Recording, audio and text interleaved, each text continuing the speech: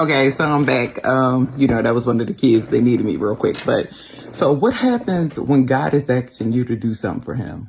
What happens when he's asking you? When he's asking you to walk in his light? When he asking you to, even though you may be carrying a burden, but to walk gracefully in it? When he asking you to do things, definitely, like I said, definitely reading in Job and really having to reread because I have, and trying to tape in, the parts that y'all don't see when I talk with a list, so I'm like stumbling over words and things of that nature, and it's, but when I'm rereading, when God says to eat the scroll, it's like, it becomes embedded in me, and even in my reading and feeling, like I said in one of the videos, compassion for the person, compassion for people who are going through,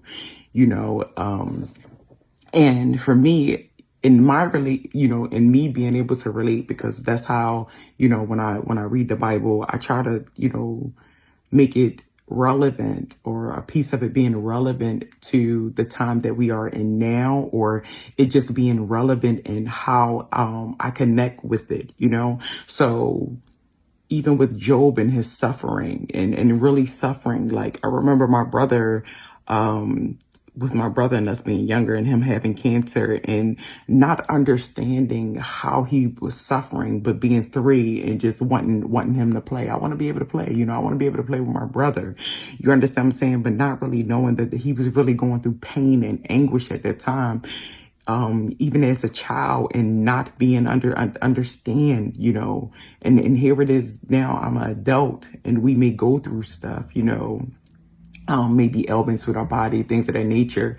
And even with those who are dealing, like, it's a lot of people that's dealing with, a lot of disease, sickness, stricken bodies, things of that nature, even mental illness, things of that, all these things. But like I said, for me, in taking it back as a child, and me partially, even though I was a child, but being selfish, that was a part of selfishness. And then my other brother, he even, with him and his mind, the way his mindset is my brother was getting everything. My other brother that was sick, he was getting everything. So I want everything that he getting, and that too was yet, even being children at that time, that was a bit of selfishness, and not being compassionate, even though, yeah, we were children, but the way I look at it now, even though our brother was going through such pain, so with me, even now, and even before Job, just in general, like,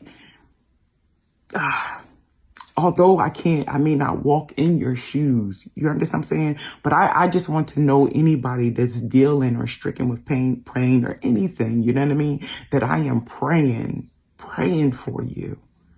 Praying for you, laying before God for you, even in the midst of your struggle.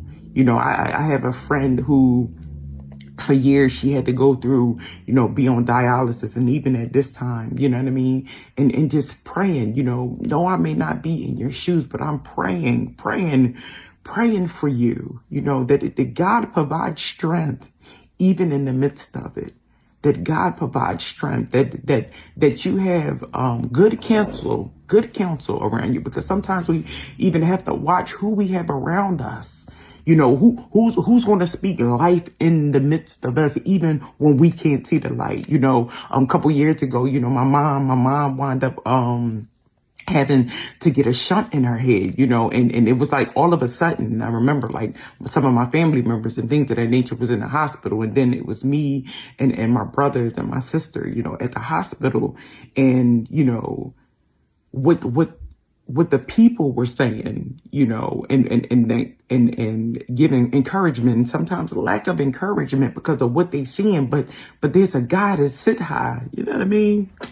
Something else my mom says, a God that sit high and he looks low. And if you trust him, God can make moves that a doctor can't make. You understand what I'm saying? Like, yes, we put trust in our doctor. We do, but the God that we serve can do all things for those who trust him. All things, so, with my mom and having to find out that she had to get an operation, I think it was like, it had to be like immediately, because if not, she would begin to lose her memories. And so it was like, you had to do it now. What you gonna do? What you gonna do? You know what I mean? It gotta be done now. And some people, they were saying, no, go ahead. No, do this. You ain't got it. And blah, blah, blah, blah, blah. But me and my brother and sister and them and, some of the saints in the faith, just stood. And even in being with my mom, like, just trusting God, like, no, God gonna do what he got to do. So God gonna do. Go ahead, like, let God do. And what we gonna do is lay before God. So then if it is God's will, he'll carry you the rest of the way. If it is God's will, he'll heal you. If it is God's will,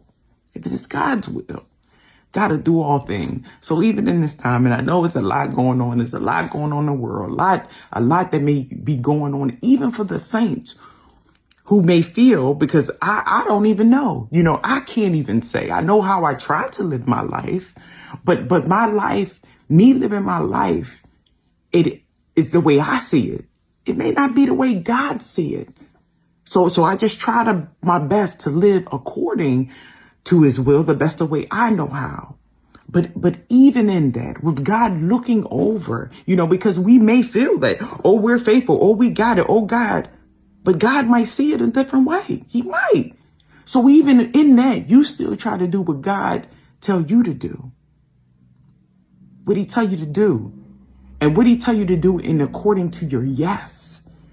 But to know that yes, might be some beatings you got to take in that yes. Might be some loss you got to take in that yes. But in all of it, he winds up getting the glory in the end. So hold tight, hold on a little bit longer. Continue to hold on, because if I could just touch the hem of that garment, you know what I mean? If I could just touch that hem. So continue on to holding on, because I'm telling you, it's going to be sunshine after this storm. Have an awesome day, everyone.